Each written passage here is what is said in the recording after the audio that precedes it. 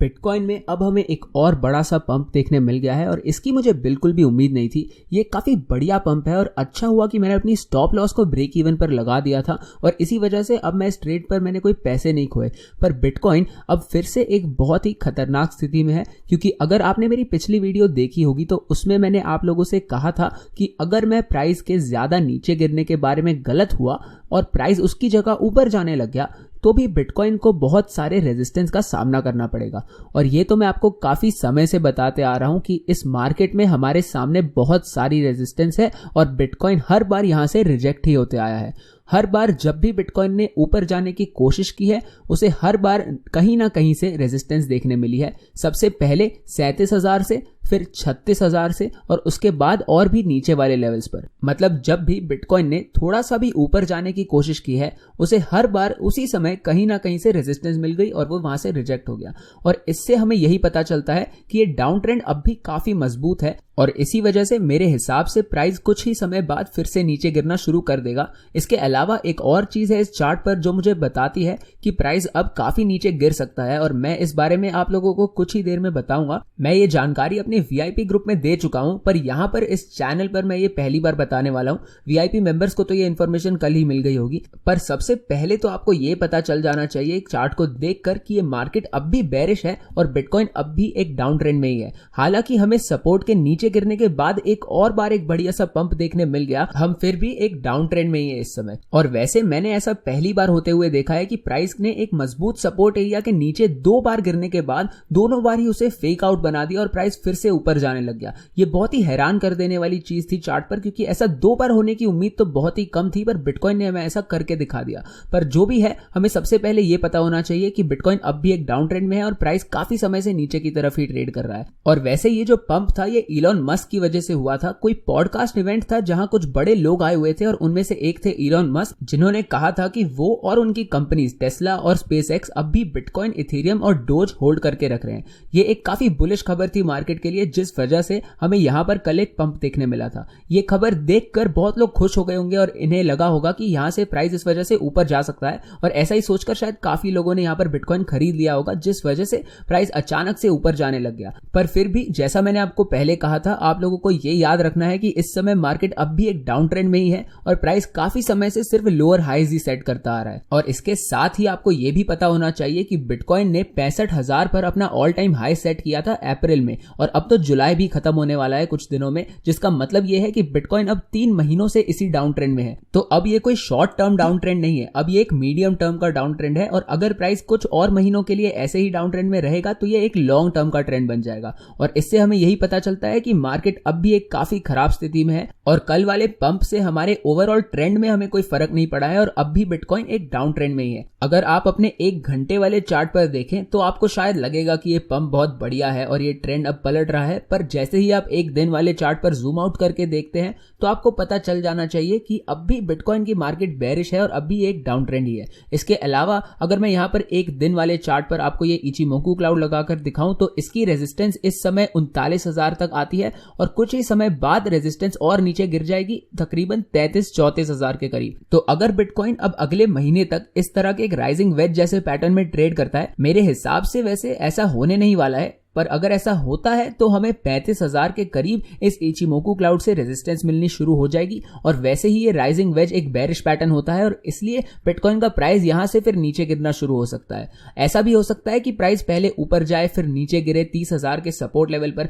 और यहां से हमें एक बाउंस देखने मिले इचिमोकू क्लाउड की तरफ और वहां से एक हमें रिजेक्शन देखने मिल जाए, जिसके बाद प्राइस नीचे जाना शुरू कर दे। मुझे नहीं पता क्या होने वाला है, पर मुझे लगता है कि बिटकॉइन इतनी देर तक इस रेंज में ट्रेड नहीं कर पाएगा और हमें कुछ ही समय बाद एक बड़ा सा ड्रॉप देखने मिल सकता है। मैं तो ये काफी समय से कहते आ रहा हूं इस मार्केट में और अभी तक ऐसा नहीं हुआ है, तो मैं मानता हूं कि अब तक मैं इस ड्रॉप के बारे में गलत रहा हूं, पर फिर भी सिर्फ मेरी एनालिसिस गलत होने का मतलब ये नहीं है कि मैं इस मार्केट में पैसे खो रहा हूं। अगर आप इस चैनल को कुछ समय से देख रहे हैं तो आपको पता ही होगा कि इस मार्केट में मैं शॉर्ट ट्रेड्स ही ले रहा हूं और प्रॉफिट्स भी कमा रहा हूं। मेरी सबसे नई सबसे रीसेंट वाली ट्रेड पर भी मैंने 40% के करीब का प्रॉफिट कमाया और उससे पहले वाली एक ट्रेड पर 50% का प्रॉफिट कमाया। कमाया था, जो काफी बढ़िया प्रॉफिट्स है मेरे हिसाब से। मेरी ट्रेड का कुछ हिस्सा मुझे ब्रेक इवन पर क्लोज करना पड़ा था, पर सबसे बढ़िया बात यही है कि इन दोनों ट्रेड्स पर मैं प्रॉफिट कमा कर मार्केट से बाहर निकला और मेरे अकाउंट में ये ट्रेड्स जीतने के बाद पहले से ज्यादा बिटकॉइन पड़े थे, जो बहुत ही बढ़िया बात है। तो बिटकॉइन को इस इचिमोकू क्लाउड से रेजिस्टेंस तो मिल ही रही है, पर इसके अलावा हमें इस समय ईएमए रिबन से तो और भी ज्यादा रेजिस्टेंस देखने मिल रही है।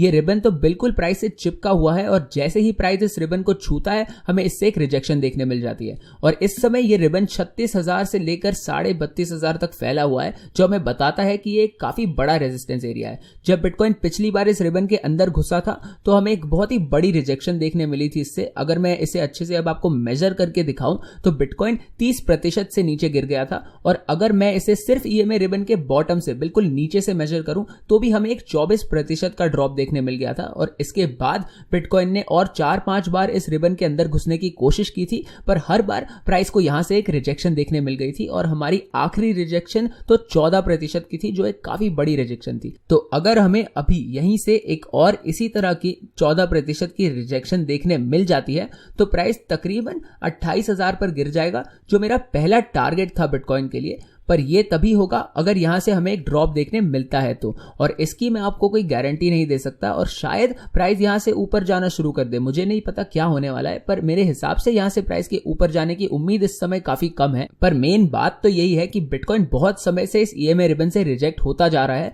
और इसके अलावा और भी काफी बेरिश चीजें हैं वैसे इस चार्ट पर। इस रेंज में बिटकॉइन ने काफी समय तक साइडवेज ट्रेड किया हुआ है और प्राइस काफी समय से यहां पर सिर्फ फंसा ही हुआ है। अगर मैं यहां पर आपको ये वीपीवीआर इंडिकेटर लगाकर दिखाऊं तो आप देख पाएंगे कि चार्ट पर हमें कहां से ज्यादा रेजिस्टेंस और ट्रेडिंग वॉल्यूम देखने मिलती है। इस इंडिकेटर से हम आसानी से ये देख सकते हैं कि ज्यादा सपोर्ट और रेजिस्टेंस कहां पर है चार्ट पर, और कौन से प्राइस लेवल सबसे ज्यादा महत्वपूर्ण है हमारे लिए। जहां पर भी वीपीवीआर की लाइनें सबसे लंबी है वो एरियाज इस चार्ट पर सबसे ज्यादा इंपॉर्टेंट है, और वहीं पर हमें सबसे ज्यादा वॉल्यूम देखने मिलती है। मतलब लोग इन प्राइस लेवल्स पर ट्रेड करना पसंद करते हैं। और हमारी सबसे लंबी वीपीवीआर की लाइन है यहां 33,000 पर, जहां से बिटकॉइन को पहले ही 2 बार रिजेक्शन मिल चुकी है। और ये लेवल बहुत ज्यादा इंपॉर्टेंट इसलिए है क्योंकि अगर यहां पर मैं आपको एक लाइन लगाकर दिखाऊं तो आप देख सकते हैं कि प्राइस ने इस लेवल के आसपास बहुत बार ट्रेड किया है, और हमें यहां से सपोर्ट और रेजिस्टेंस दोनों ही बहुत बार देखने मिला है। और अगर आपको यह भी अच्छे से समझना है कि आप इस इंडिकेटर का इस्तेमाल कैसे और किस तरह से कर सकते हैं, तो इस पर मैंने एक ट्यूटोरियल बना रखा है, और आप YouTube के सर्च बार में अगर VPVR 4 फ्लाइज टाइप करेंगे तो आपको ये वीडियो मिल जाएगा। ये इंडिकेटर समझना थोड़ा मुश्किल हो सकता है, पर ये काफी काम का इंडिकेटर है, तो इसे जरूर देखिएगा। ये वीडियो इस समय सिर्फ अंग्रेजी में ही अवेलेबल है, पर बहुत ही जल्द ये वीडियो आपको हिंदी में भी मिल जाएगा। तो ये इंडिकेटर हमें यही बताता है कि हमें सपोर्ट और रेजिस्टेंस कहां मिलने वाली है। आप यहां देख ही सकते हैं कि 34,000 के करीब हमें और रेजिस्टेंस भी देखने मिल सकती है, और उसके बाद फिर 35,000 के ऊपर हमारे पास यहां VPVR पर और ज्यादा रेजिस्टेंस है। तो मेन बात यही है कि बिटकॉइन के ऊपर इस समय बहुत सारी रेजिस्टेंस है, और अगर हम यहां पर थोड़ा जूम आउट करके देखें तो सबसे ज्यादा बड़ी लाइनें हमें इसी एरिया में मिल रही है जहां पर बिटकॉइन इस समय ट्रेड कर रहा है, क्योंकि यहीं पर VPVR की लाइनें सबसे लंबी हैं। तो अगर बिटकॉइन फिर से एक और बार नीचे गिर के ऊपर आता है तो हमें यहीं से वापस रेजिस्टेंस मिलनी शुरू हो जाएगी। VPVR हमें सिर्फ यही बताता है कि ट्रेडिंग वॉल्यूम इन एरियाज में बहुत ज्यादा रही है, और यहां पर ज्यादा बिटकॉइन बेचे और खरीदे गए हैं, मतलब ज्यादा बिटकॉइन एक्सचेंज हुए हैं इस एरियाज में। और इससे हमें यही पता चलता है कि बिटकॉइन के सामने इस समय रेजिस्टेंस बहुत ज्यादा है, और VPVR हमें यही बताने की कोशिश करता है। तो इस इंडिकेटर को अगर आप अच्छे से समझ जाते हैं तो ये आपके काफी काम आ सकता है। और इसी तरह से हमारा अगला महत्वपूर्ण रेजिस्टेंस एरिया होगा 48,000 के करीब, और उसके अगला वाला होगा $56,000। तो VPVR आपको आसानी से बताता है कि हमें रेजिस्टेंस कहां मिल सकती है और कौन से एरियाज पर आप प्रॉफिट्स लेना शुरू कर सकते हैं या ट्रेड्स लेना शुरू कर सकते हैं। तो आपको खुद ये इंडिकेटर समझने की कोशिश करनी चाहिए ताकि आप इसका अच्छे तरीके से इस्तेमाल कर पाएं। तो ये VPVR इंडिकेटर इस समय बस हमें यही बता रहा है कि इस रेंज के ऊपर निकलना बिटकॉइन के लिए अभी काफी मुश्किल हो सकता है। और इसके अलावा एक और चीज जो मेरे हिसाब से बिटकॉइन को इस समय दिक्कत दे सकती है वो है बिटकॉइन का ये शॉर्ट्स वाला चार्ट। ये हमें बताता है कि इस समय मार्केट में कितने लोग शॉर्ट ऑर्डर्स लगा रहे हैं, मतलब कितने लोग इस समय मार्केट में बेरिश हैं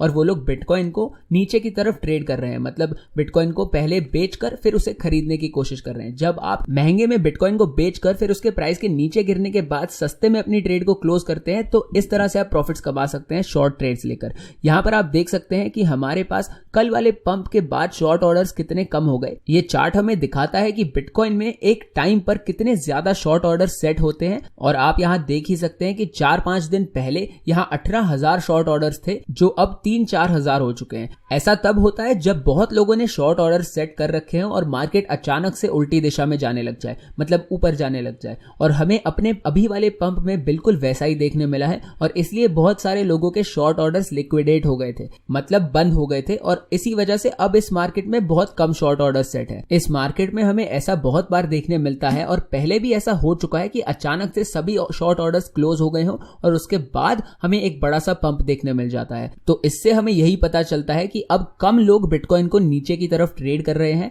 जो आपको लग रहा होगा कि एक अच्छी बात है, पर ऐसा नहीं है, क्योंकि जब ये शॉर्ट ऑर्डर्स कम होने लगते हैं और प्राइस फिर से रेजिस्टेंस के सामने आ जाता है तो शॉर्ट ऑर्डर्स फिर से बढ़ने लग जाते हैं। इस मार्केट में इस समय हमारे सामने ये 33,000 वाली रेजिस्टेंस लाइन है, इसके साथ साथ इचिमोकू क्लाउड और ईएमए रिबन वाली रेजिस्टेंस भी है और वीपीवीआर भी हमें यही बता रहा है कि यहां पर बिटकॉइन को रेजिस्टेंस मिल सकती है। इसके अलावा हमारे पास ऊपर और भी ज्यादा रेजिस्टेंस लेवल्स हैं। 34,500 और 35,000 के बीच वाला एरिया काफी तगड़ी रेजिस्टेंस दे सकता है बिटकॉइन को, क्योंकि इस एरिया से पहले प्राइस को काफी बार सपोर्ट और रेजिस्टेंस दोनों ही देखने मिला था, जिसका मतलब यही है कि अगर प्राइस फिर से इस लेवल पर अब लौटता है तो हमें यहां से रेजिस्टेंस मिलेगी। इसलिए मुझे नहीं लगता कि बिटकॉइन इस समय यहां से ज्यादा ऊपर जा पाएगा। और इसके अलावा इस मार्केट में अब कोई शॉर्ट ऑर्डर्स भी नहीं ले रहा, जो हमें बताता है कि प्राइस और भी ज्यादा नीचे गिर सकता है, क्योंकि अगर प्राइस नीचे गिर जाता है तो हमें मार्केट में बहुत लिक्विडिटी देखने मिल जाएगी। ये एक बहुत ही मुश्किल चीज है समझाना, जो इस वीडियो में समझाते हुए काफी टाइम लग जाएगा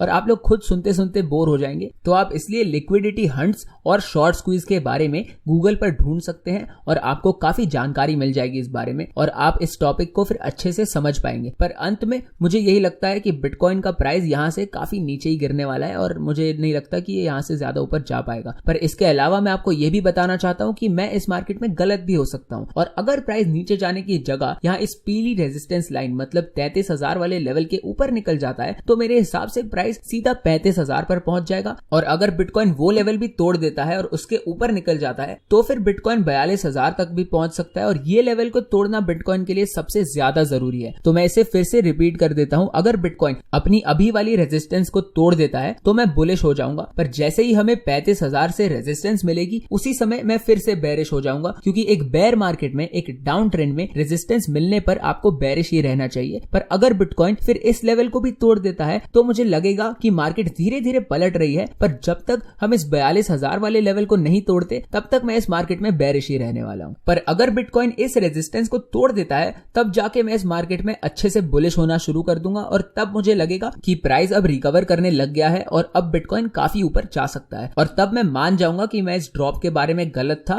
और मैं फिर खुद कुछ बिटकॉइन इस लेवल के ऊपर खरीदने की सोचूंगा, क्योंकि मुझे तो अब भी लगता है कि हमें और सस्ता बिटकॉइन खरीदने का मौका मिल सकता है। पर अगर ऐसा नहीं होता तो मैं फिर 42,000 के ऊपर ही बिटकॉइन खरीद लूंगा, जो फिर भी मेरे बिटकॉइन बेचने वाले लेवल से तो काफी सस्ता होगा, क्योंकि मैंने बिटकॉइन पहले बेचे थे 52,000 के करीब, तो मैं फिर भी प्रॉफिट में ही रहूंगा। पर ऑब्वियसली मैं चाहूंगा कि बिटकॉइन और भी नीचे गिरे ताकि मुझे और भी सस्ता बिटकॉइन खरीदने का मौका मिले। इसके अलावा यहाँ मैं आपको एक और चीज दिखाना चाहता हूँ। यहाँ पर 1 घंटे वाले चार्ट पर आप इस छोटे से असेंडिंग ट्राइंगल को देख सकते हैं और यहाँ पर मैं आपको 15 मिनट वाले चार्ट पर अगर जूम इन करके दिखाऊं तो ये पैटर्न आप और भी ज्यादा अच्छे से देख पाएंगे। पहले बिटकॉइन इसके नीचे गिरा था, पर फिर कुछ ही समय बाद हमें इसके ऊपर एक पंप देखने मिला था और फिर बिटकॉइन एक छोटे से बुलिश फॉलिंग वेज जैसे पैटर्न में चला गया था। ये एक कंटिन्यूएशन पैटर्न की तरह ही है, जहां प्राइस पहले अप ट्रेंड में ऊपर की तरफ जा रहा था, फिर कुछ देर के लिए अपनी उल्टी दिशा में जाने लग गया और उसके बाद ही अपना अप ट्रेंड फिर से कंटिन्यू कर सकता है। तो अगर ऊपर की तरफ हमें एक और मूव देखने मिलता है तो फिर से प्राइस 33,000 वाले लेवल को टेस्ट कर सकता है और जैसा मैंने पहले कहा था, अगर बिटकॉइन उस लेवल को तोड़ देता है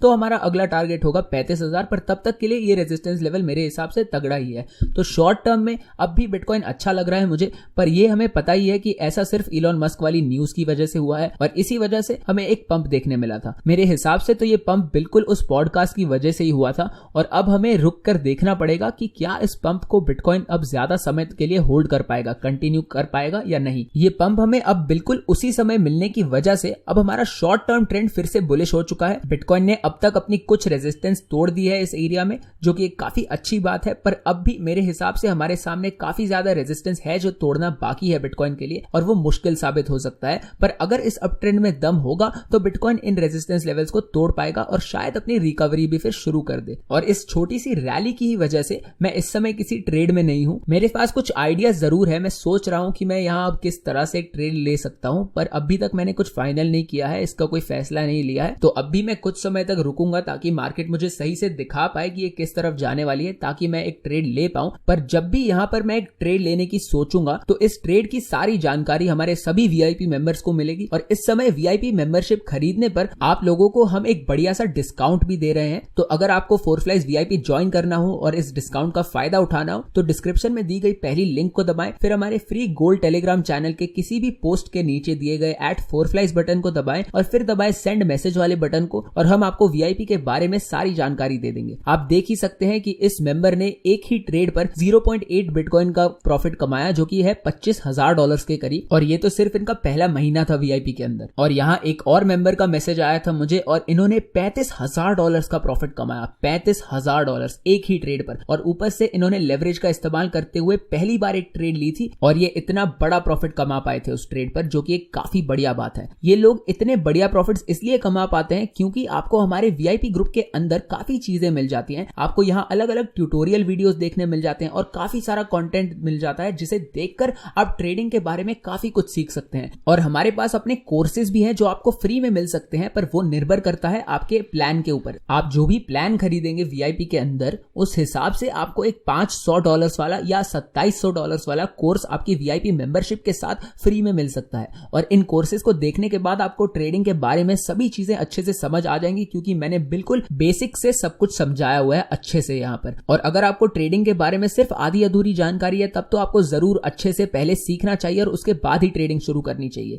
ये कोर्स मैंने बिल्कुल इसी तरीके से बनाया है ताकि आपको सबसे पहले बिल्कुल बेसिक चीजें अच्छे से समझ आ जाएं, और जब आपके बेसिक्स क्लियर हो जाएंगे तब आप एक अच्छे ट्रेडर बन पाएंगे। तो अगर आप लोगों को भी हमारा वीआईपी ग्रुप ज्वाइन करना हो या कोर्सेज खरीदने हो तो इसके लिए स्टेप्स मैंने आपको स्क्रीन पर दे रखे हैं। और अगर आप लोगों को बिटकॉइन ट्रेड करने के लिए कोई बढ़िया एक्सचेंज चाहिए तो बायबिट मेरे हिसाब से एक बहुत ही बेहतरीन एक्सचेंज है, और इसके लिए लिंक मैंने आपको डिस्क्रिप्शन में दे रखा है, जिसका इस्तेमाल करके आपको $2700-2600 तक का बोनस मिल सकता है, जिसका इस्तेमाल करके आप प्रॉफिट्स कमा सकते हैं और इन प्रॉफिट्स को आप अपने बैंक अकाउंट में भी निकाल सकते हैं। और वैसे अगर आप लोगों को नहीं पता है तो आप लोग इस चैनल पर, हिंदी चैनल पर ट्रांसलेटेड वीडियोस देख रहे हैं। असली फोरफ्लाइज चैनल अंग्रेजी में है और मैं उन वीडियोस को आप लोगों के लिए ट्रांसलेट करता हूं हिंदी में, ताकि आप लोग ये बढ़िया कंटेंट हिंदी में देख पाए। तो अगर आपको ये वीडियोस पसंद आ रही हो और आप कुछ नया सीख पा रहे हो तो इस चैनल को सब्सक्राइब जरूर कर दीजिए और वीडियोस को शेयर और लाइक भी जरूर कर दीजिए। और अगर ये काफी नहीं है तो हमारे पास ऐसा ही एक स्पेनिश में भी चैनल है जहां पर ये वीडियोस आप स्पेनिश में देख सकते हैं। यहाँ तो वैसे सभी लोग हिंदी बोलते होंगे और समझते होंगे, पर अगर आप लोगों को स्पेनिश समझ आती है या आपको ये वीडियोस देखने हो ऐसे ही, तो इस चैनल को भी जरूर चेकआउट कीजिए और सब्सक्राइब भी कर दीजिए, ताकि हम इन दोनों दूसरी भाषाओं वाले चैनल्स को भी बड़ा कर सके। कुछ लोगों को पहले तक लग रहा था कि ये चैनल शायद फेक हो सकते हैं, पर ऐसा बिल्कुल नहीं है। ये दोनों चैनल फोरफ्लाइज के असली हिंदी और स्पेनिश चैनल्स हैं, इसलिए इन दोनों चैनल्स को सब्सक्राइब कर दीजिए। और मैं उम्मीद करता हूं आपको ये वीडियो पसंद आई होगी और मिलते हैं अगली वीडियो में।